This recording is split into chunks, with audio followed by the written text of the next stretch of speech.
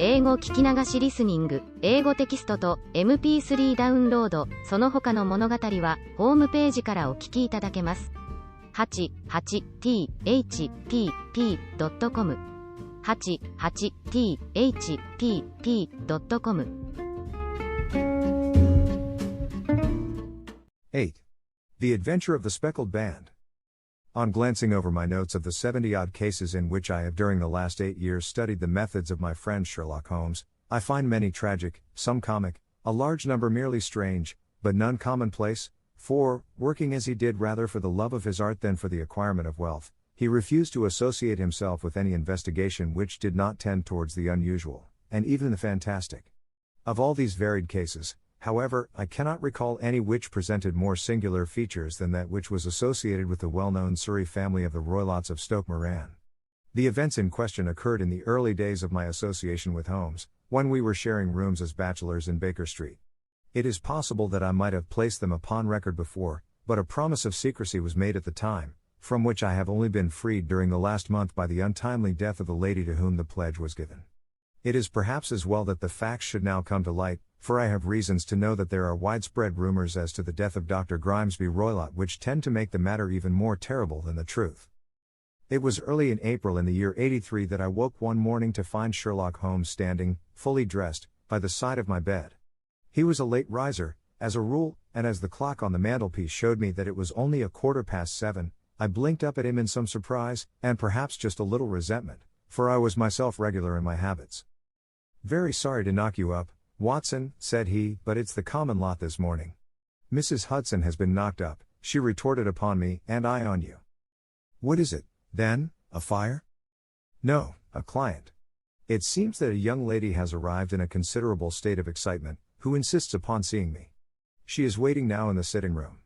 Now, when young ladies wander about the metropolis at this hour of the morning, and knock sleepy people up out of their beds, I presume that it is something very pressing which they have to communicate. Should it prove to be an interesting case, you would, I am sure, wish to follow it from the outset. I thought, at any rate, that I should call you and give you the chance. My dear fellow, I would not miss it for anything."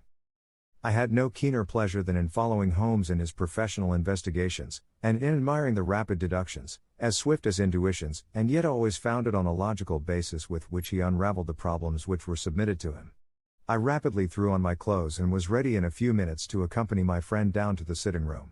A lady dressed in black and heavily veiled, who had been sitting in the window, rose as we entered. "Good morning, madam," said Holmes cheerily. "My name is Sherlock Holmes. This is my intimate friend and associate, Dr. Watson, before whom you can speak as freely as before myself. Ha! I am glad to see that Mrs. Hudson has had the good sense to light the fire. Pray draw up to it, and I shall order you a cup of hot coffee, for I observe that you are shivering." "It is not cold which makes me shiver," said the woman in a low voice, changing her seat as requested. "What, then?" "It is fear, Mr. Holmes. It is terror."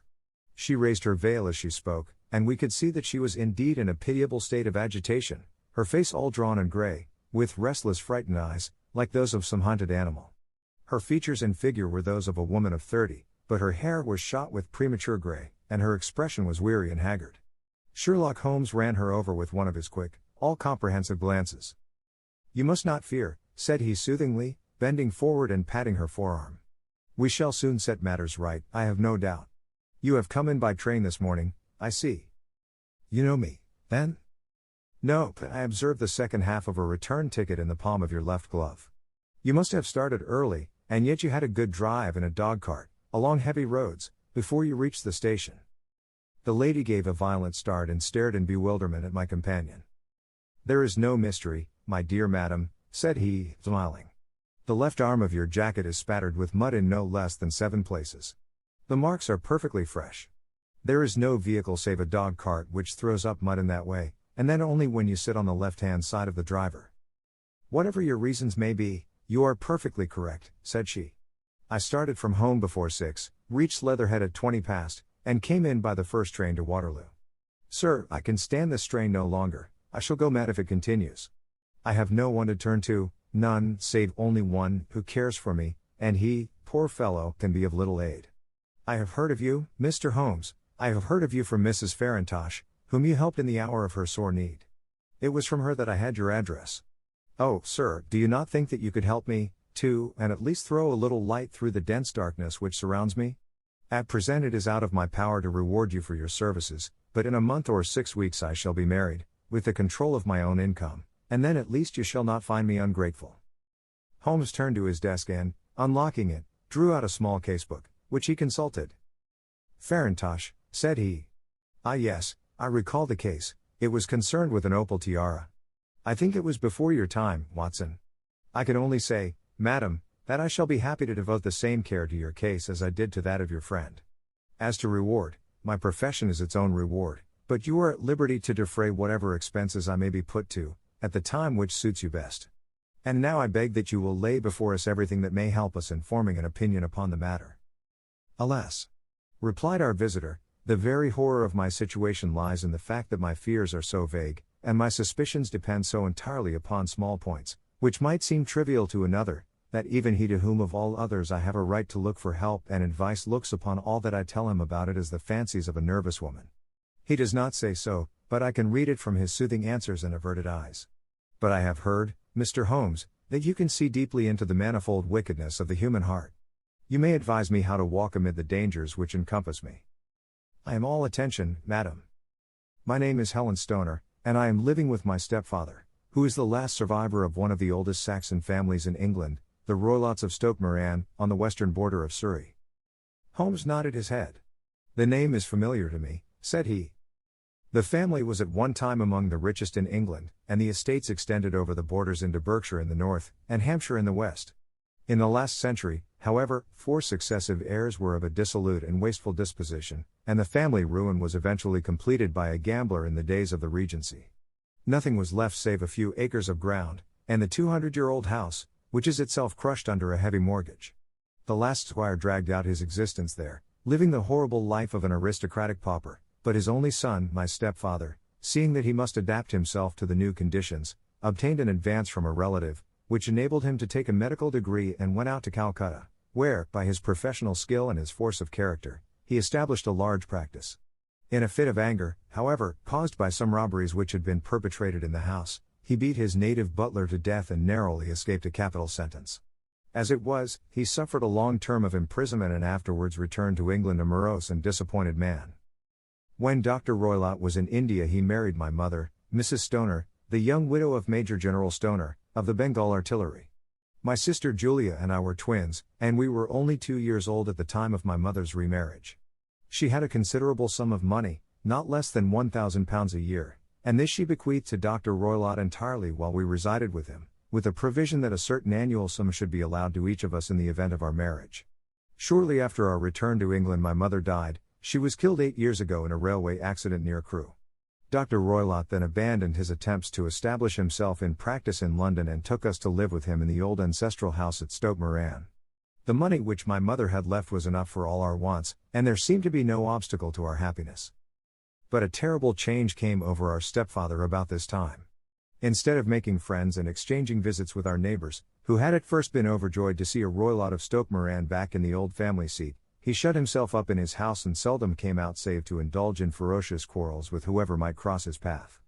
Violence of temper approaching to mania has been hereditary in the men of the family, and in my stepfather's case it had, I believe, been intensified by his long residence in the tropics.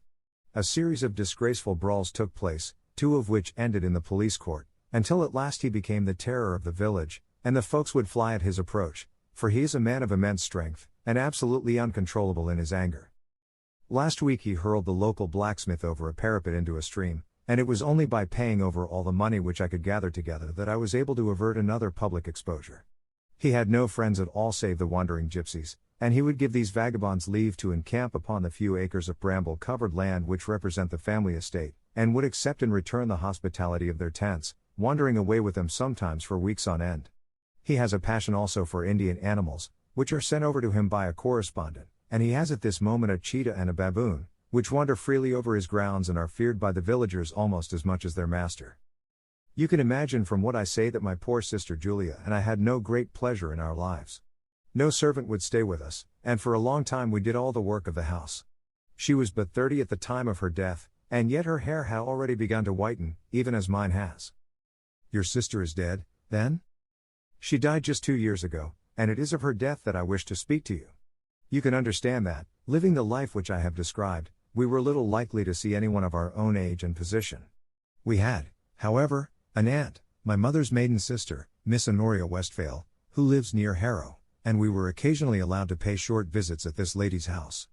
Julia went there at Christmas 2 years ago, and met there a half-pay major of Marines, to whom she became engaged. My stepfather learned of the engagement when my sister returned and offered no objection to the marriage, but within a fortnight of the day which had been fixed for the wedding, the terrible event occurred which has deprived me of my only companion. Sherlock Holmes had been leaning back in his chair with his eyes closed and his head sunk in a cushion, but he half opened his lids now and glanced across at his visitor. "Pray be precise as to details," said he. "It is easy for me to be so, for every event of that dreadful time is seared into my memory. The manor house is, as I have already said, very old, and only one wing is now inhabited. The bedrooms in this wing are on the ground floor, the sitting rooms being in the central block of the buildings. Of these bedrooms the first is Dr. Roylott's, the second my sister's, and the third my own. There is no communication between them, but they all open out into the same corridor. Do I make myself plain?" "Perfectly so.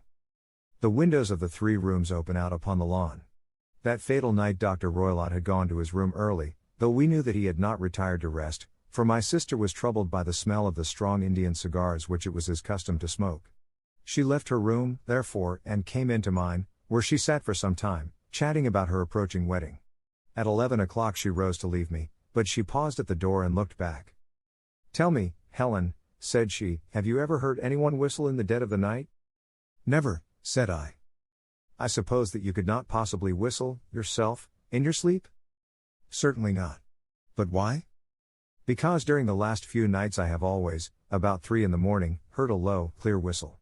I am a light sleeper, and it has awakened me. I cannot tell where it came from, perhaps from the next room, perhaps from the lawn. I thought that I would just ask you whether you had heard it.' 'No, I have not. It must be those wretched gypsies in the plantation.' 'Very likely. And yet if it were on the lawn, I wonder that you did not hear it also.' 'Ah, but I sleep more heavily than you.' 'Well, it is of no great consequence, at any rate.'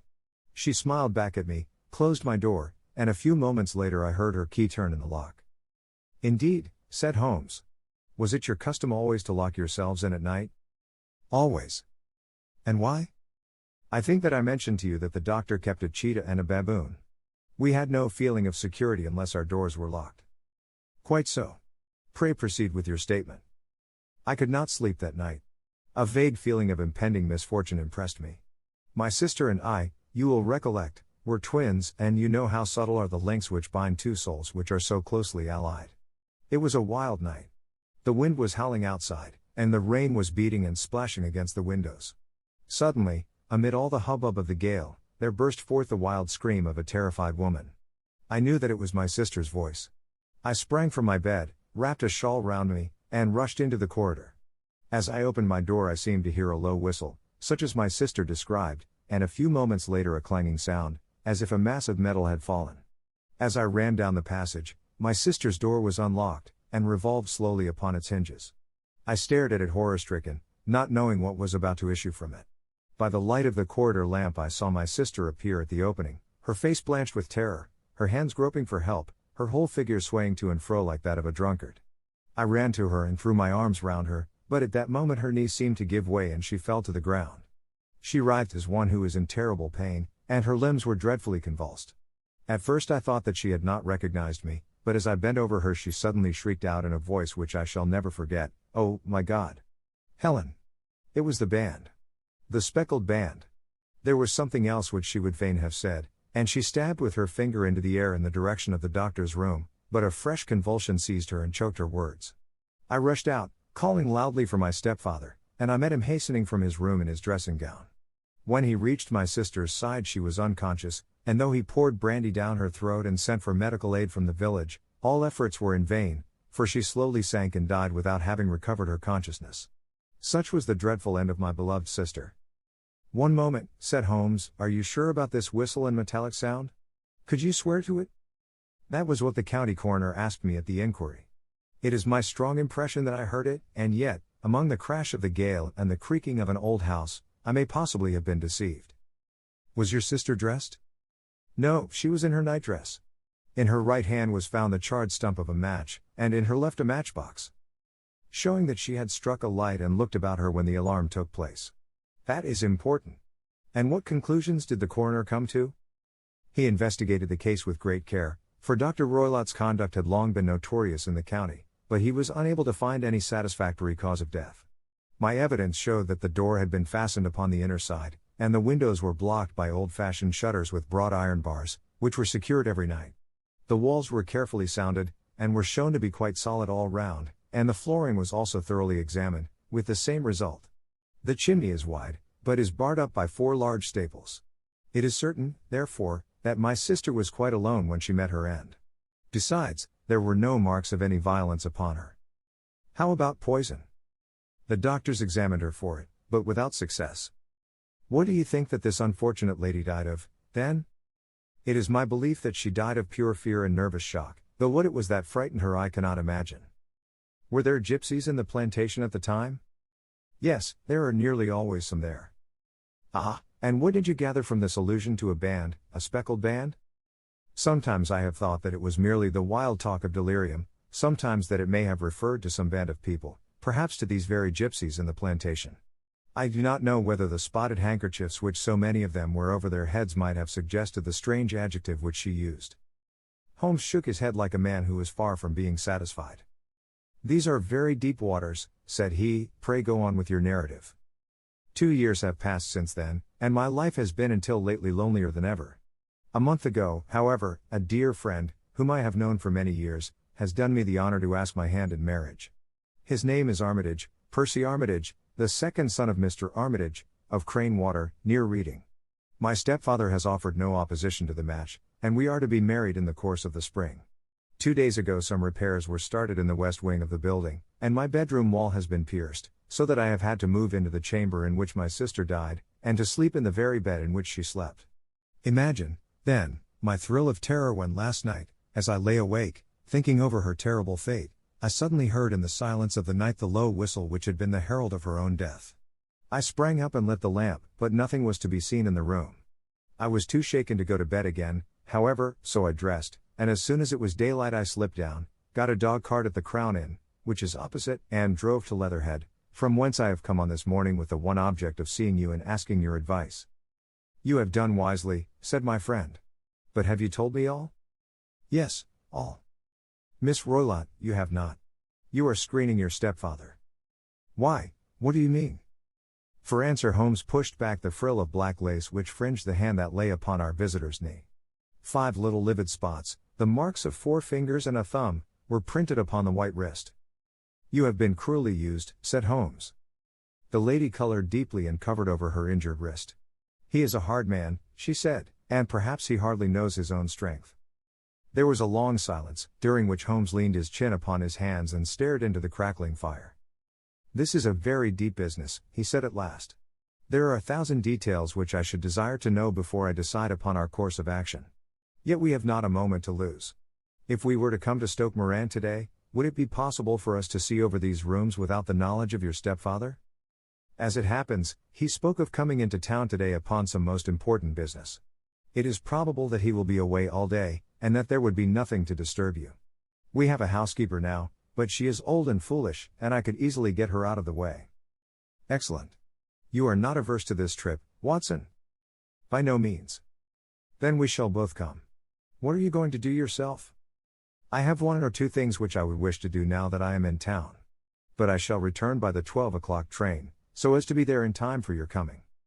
And you may expect us early in the afternoon. I have myself some small business matters to attend to. Will you not wait and breakfast? No, I must go. My heart is lightened already since I have confided my trouble to you. I shall look forward to seeing you again this afternoon. She dropped her thick black veil over her face and glided from the room. And what do you think of it all, Watson? Asked Sherlock Holmes, leaning back in his chair. It seems to me to be a most dark and sinister business. Dark enough and sinister enough. Yet if the lady is correct in saying that the flooring and walls are sound, and that the door, window, and chimney are impassable, then her sister must have been undoubtedly alone when she met her mysterious end. What becomes, then, of these nocturnal whistles, and what of the very peculiar words of the dying woman? I cannot think.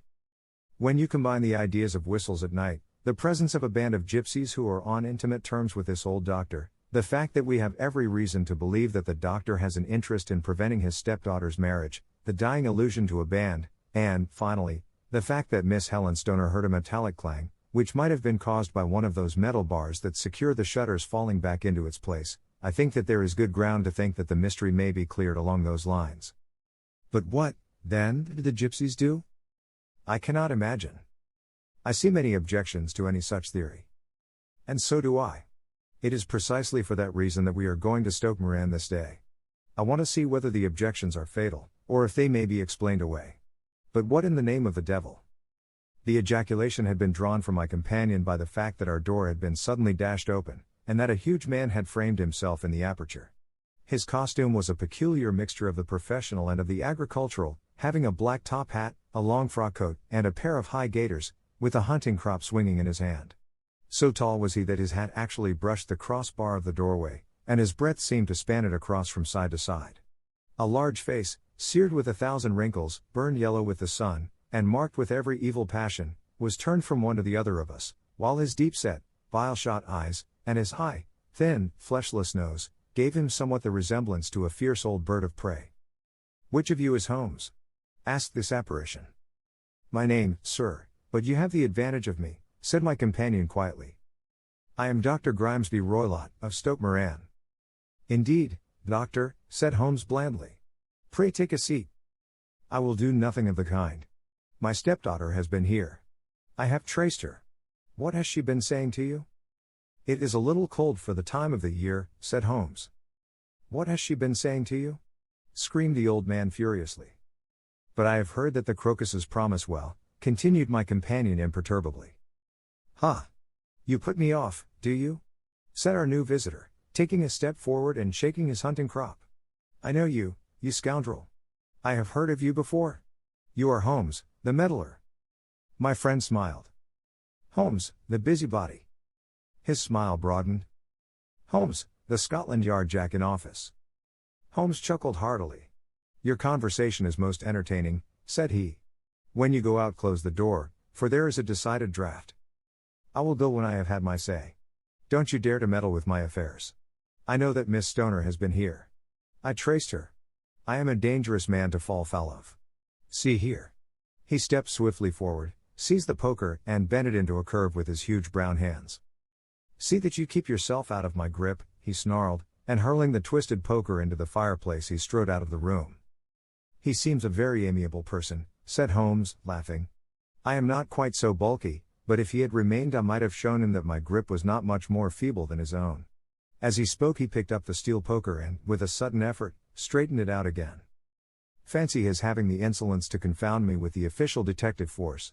This incident gives zest to our investigation, however, and I only trust that our little friend will not suffer from her imprudence in allowing this brute to trace her. And now, Watson, we shall order breakfast, and afterwards I shall walk down to Doctors' Commons, where I hope to get some data which may help us in this matter." It was nearly 1 o'clock when Sherlock Holmes returned from his excursion. He held in his hand a sheet of blue paper, scrawled over with notes and figures. "I have seen the will of the deceased wife," said he. "To determine its exact meaning I have been obliged to work out the present prices of the investments with which it is concerned. The total income, which at the time of the wife's death was little short of £1,100, is now, through the fall in agricultural prices, not more than £750. Each daughter can claim an income of £250 in case of marriage.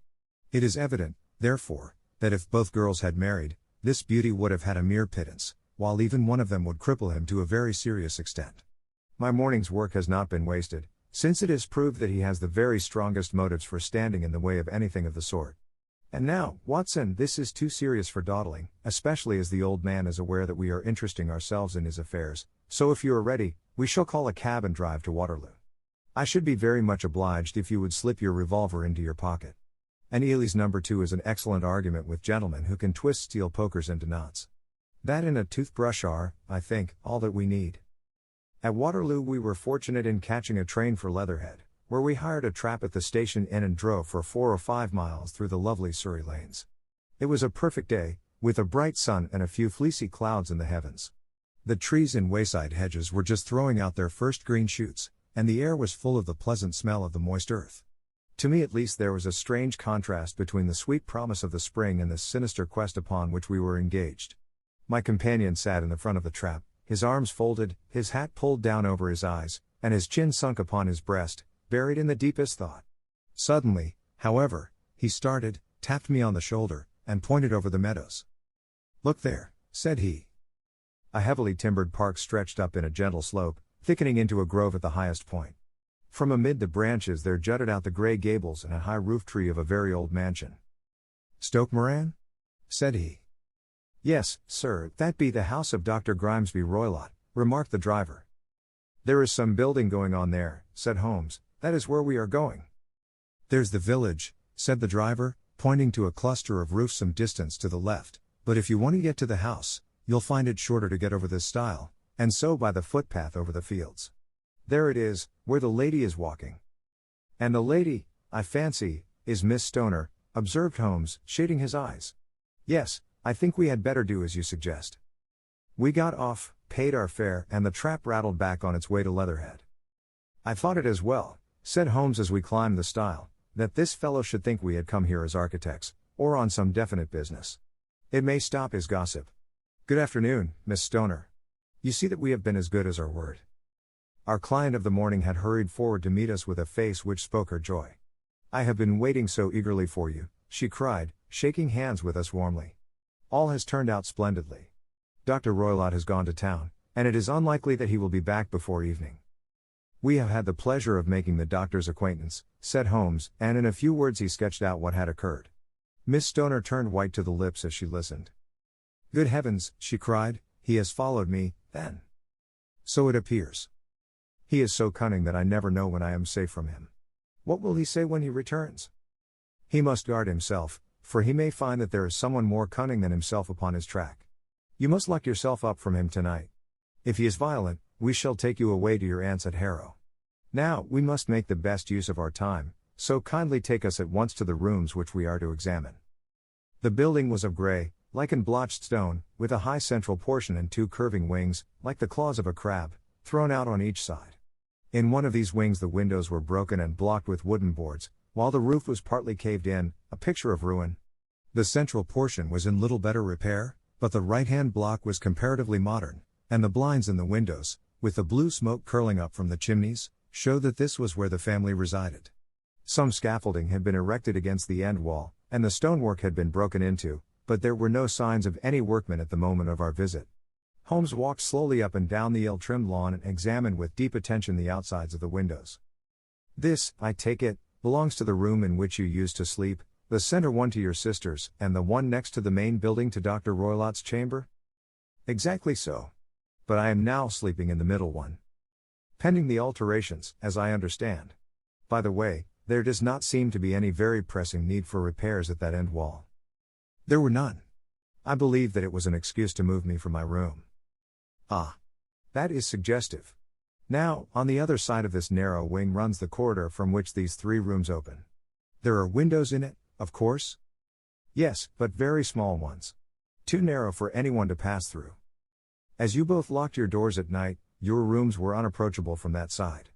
Now, would you have the kindness to go into your room and bar your shutters?" Miss Stoner did so, and Holmes, after a careful examination through the open window, endeavored in every way to force the shutter open, but without success. There was no slit through which a knife could be passed to raise the bar. Then with his lens he tested the hinges, but they were of solid iron, built firmly into the massive masonry. Said he, scratching his chin in some perplexity, "my theory certainly presents some difficulties. No one could pass these shutters if they were bolted. Well, we shall see if the inside throws any light upon the matter." A small side door led into the whitewashed corridor from which the three bedrooms opened. Holmes refused to examine the third chamber, so we passed at once to the second, that in which Miss Stoner was now sleeping, and in which her sister had met with her fate. It was a homely little room, with a low ceiling and a gaping fireplace, after the fashion of old country houses. A brown chest of drawers stood in one corner, a narrow white counterpaned bed in another, and a dressing table on the left-hand side of the window. These articles, with 2 small wickerwork chairs, made up all the furniture in the room save for a square of Wilton carpet in the center. The boards round and the paneling of the walls were of brown, worm-eaten oak, so old and discolored that it may have dated from the original building of the house. Holmes drew one of the chairs into a corner and sat silent, while his eyes traveled round and up and down, taking in every detail of the apartment. "Where does that bell communicate with?" he asked at last, pointing to a thick bell rope which hung down beside the bed, that tassel actually lying upon the pillow. "It goes to the housekeeper's room." "It looks newer than the other things?" "Yes, it was only put there a couple of years ago." "Your sister asked for it, I suppose?" "No, I never heard of her using it. We used always to get what we wanted for ourselves." "Indeed, it seemed unnecessary to put so nice a bell pull there. You will excuse me for a few minutes while I satisfy myself as to this floor." He threw himself down upon his face with his lens in his hand and crawled swiftly backward and forward, examining minutely the cracks between the boards. Then he did the same with the woodwork with which the chamber was paneled. Finally he walked over to the bed and spent some time in staring at it and in running his eye up and down the wall. Finally he took the bell rope in his hand and gave it a brisk tug. "Why, it's a dummy," said he. "Won't it ring?" "No, it is not even attached to a wire. This is very interesting. You can see now that it is fastened to a hook just above where the little opening for the ventilator is." "How very absurd. I never noticed that before." "Very strange," muttered Holmes, pulling at the rope.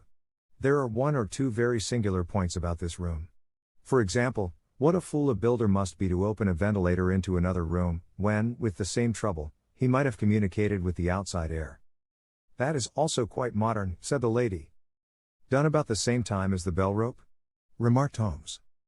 "Yes, there were several little changes carried out about that time. They seem to have been of a most interesting character, dummy bell ropes, and ventilators which do not ventilate. With your permission, Miss Stoner, we shall now carry our researches into the inner apartment."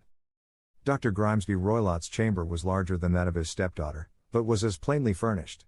A camp bed, a small wooden shelf full of books, mostly of a technical character, an armchair beside the bed, a plain wooden chair against the wall, a round table, and a large iron safe were the principal things which met the eye. Holmes walked slowly round and examined each and all of them with the keenest interest. "What's in here?" he asked, tapping the safe. "My stepfather's business papers." "Oh. You have seen inside, then?" "Only once, some years ago. I remember that it was full of papers." "There isn't a cat in it, for example?" "No." "What a strange idea. Well, look at this." He took up a small saucer of milk which stood on the top of it. "No, we don't keep a cat. But there is a cheetah and a baboon." "Ah, yes, of course. Well, a cheetah is just a big cat, and yet a saucer of milk does not go very far in satisfying its wants, I dare say. There is one point which I should wish to determine." He squatted down in front of the wooden chair and examined the seat of it with the greatest attention. "Thank you. That is quite settled," said he, rising and putting his lens in his pocket. "Hello. Here is something interesting." The object which had caught his eye was a small dog lash hung on one corner of the bed. The lash, however, was curled upon itself and tied so as to make a loop of whipcord. "What do you make of that, Watson?" "It's a common enough lash. But I don't know why it should be tied." "That is not quite so common, is it?" "Ah, me.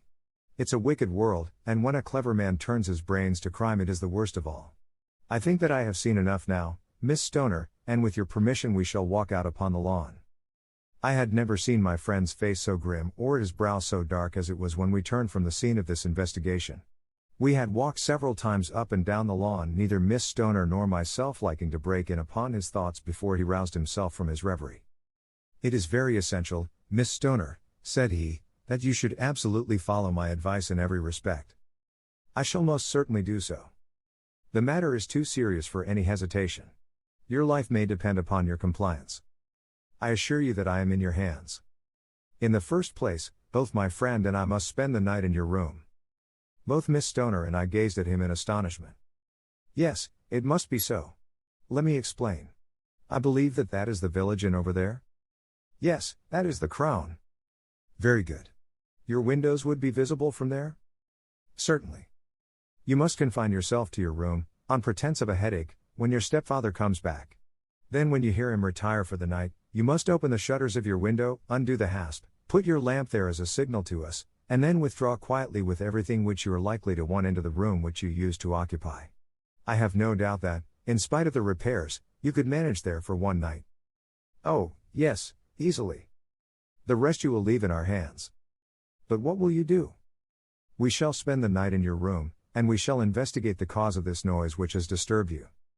I believe, Mr. Holmes, that you have already made up your mind, said Miss Stoner, laying her hand upon my companion's sleeve. Perhaps I have. Then, for pity's sake, tell me what was the cause of my sister's death. I should prefer to have clearer proofs before I speak. You can at least tell me whether my own thought is correct, and if she died from some sudden fright. No, I do not think so. I think that there was probably some more tangible cause. And now, Miss Stoner, we must leave you, for if Dr. Roylott returned and saw us, our journey would be in vain. Goodbye, and be brave, for if you will do what I have told you, you may rest assured that we shall soon drive away the dangers that threaten you. Sherlock Holmes and I had no difficulty in engaging a bedroom and sitting room at the Crown Inn. They were on the upper floor, and from our window we could command a view of the Avenue Gate, and of the inhabited wing of Stoke Moran Manor House.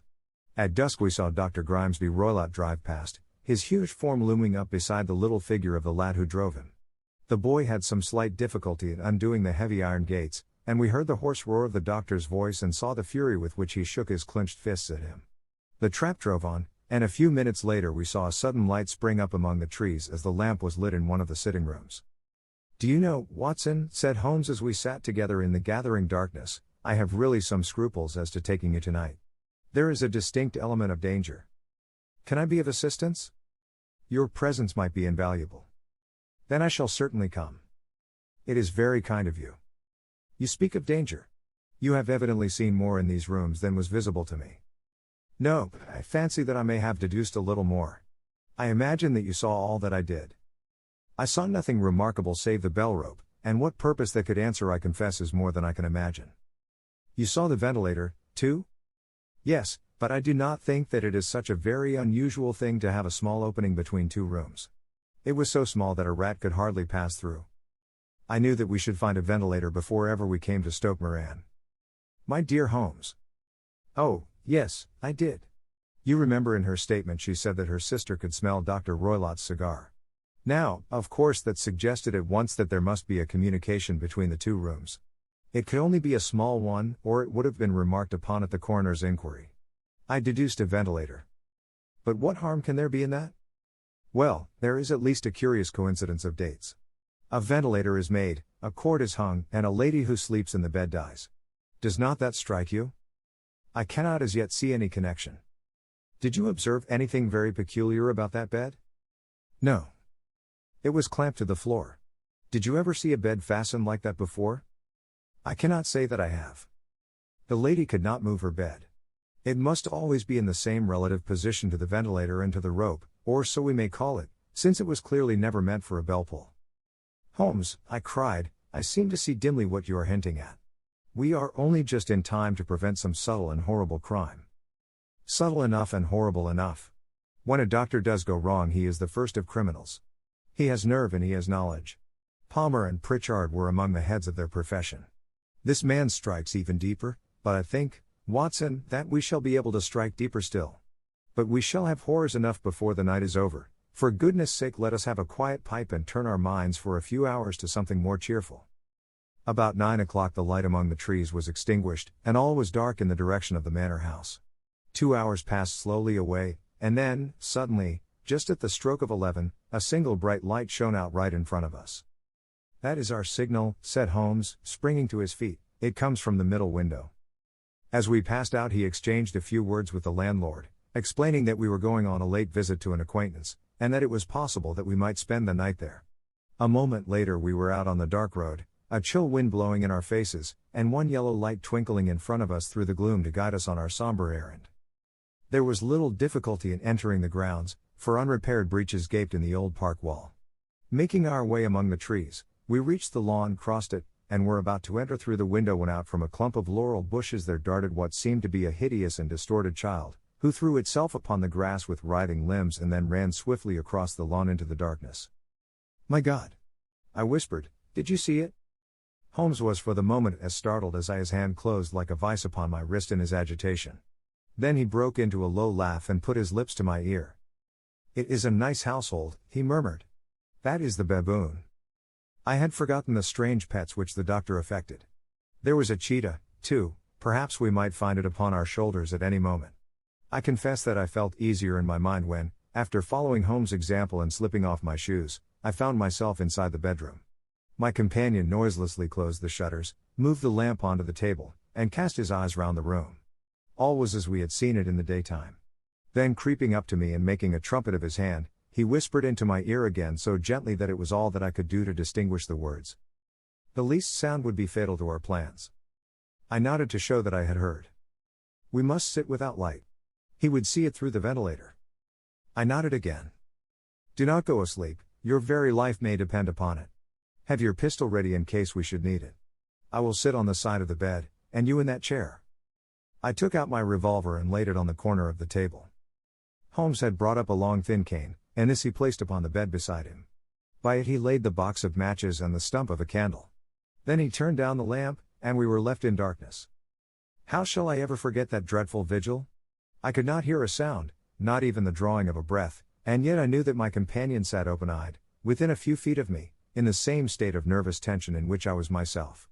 The shutters cut off the least ray of light, and we waited in absolute darkness. From outside came the occasional cry of a night bird, and once at our very window a long-drawn cat-like whine, which told us that the cheetah was indeed at liberty.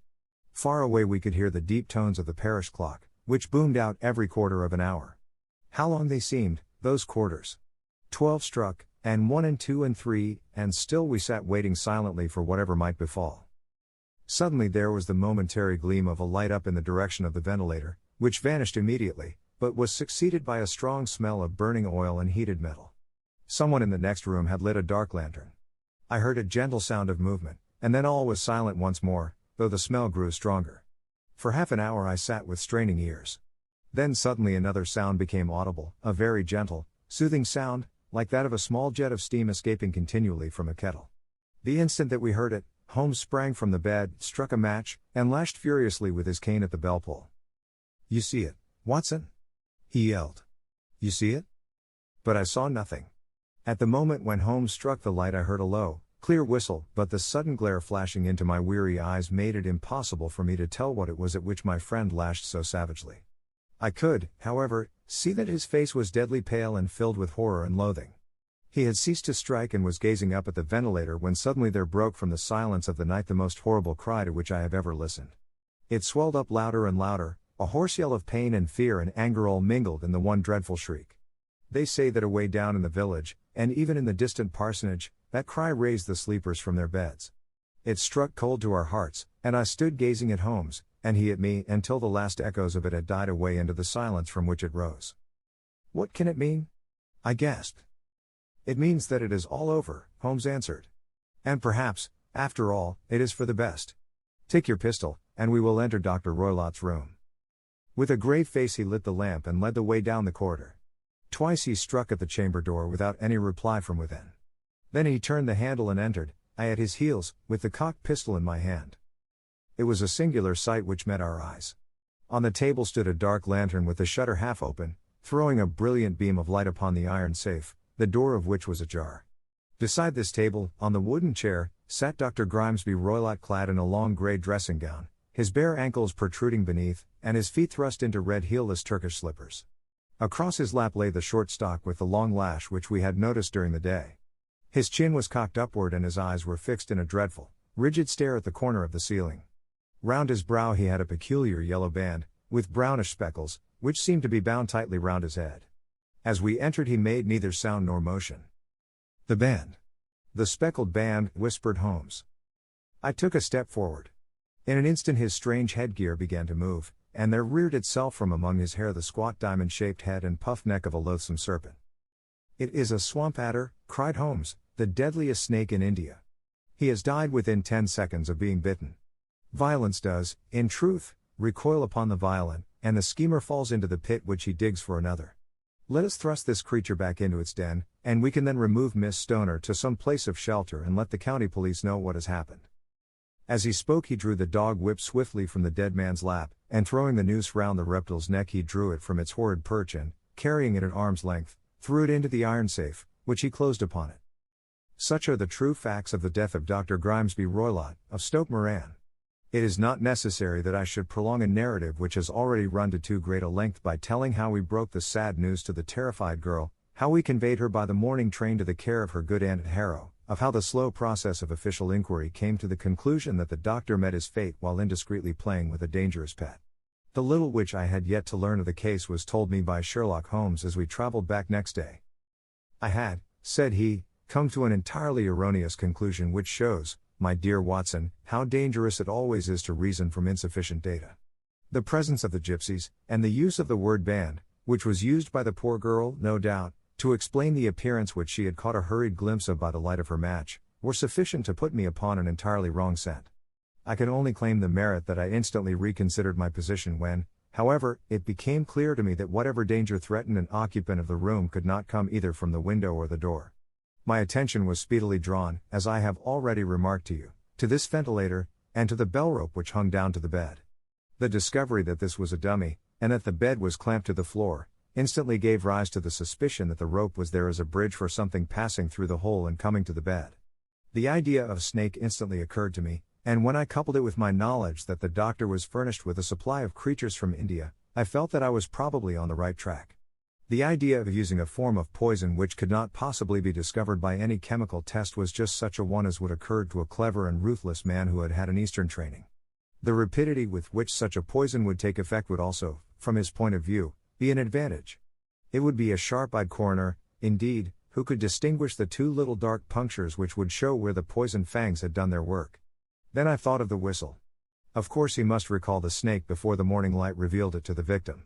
He had trained it, probably by the use of the milk which we saw, to return to him when summoned. He would put it through this ventilator at the hour that he thought best, with the certainty that it would crawl down the rope and land on the bed. It might or might not bite the occupant, perhaps she might escape every night for a week, but sooner or later she must fall a victim. I had come to these conclusions before ever I had entered his room. An inspection of his chair showed me that he had been in the habit of standing on it, which of course would be necessary in order that he should reach the ventilator. The sight of the safe, the saucer of milk, and the loop of whipcord were enough to finally dispel any doubts which may have remained. The metallic clang heard by Miss Stoner was obviously caused by her stepfather hastily closing the door of his safe upon its terrible occupant. Having once made up my mind, you know the steps which I took in order to put the matter to the proof.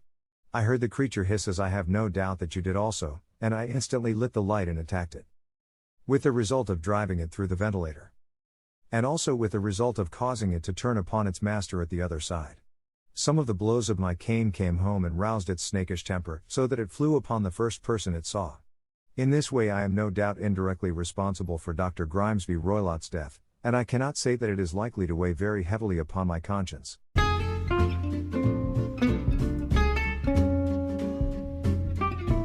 英語聞き流しリスニング、英語テキストと MP3 ダウンロード、その他の物語はホームページからお聞きいただけます。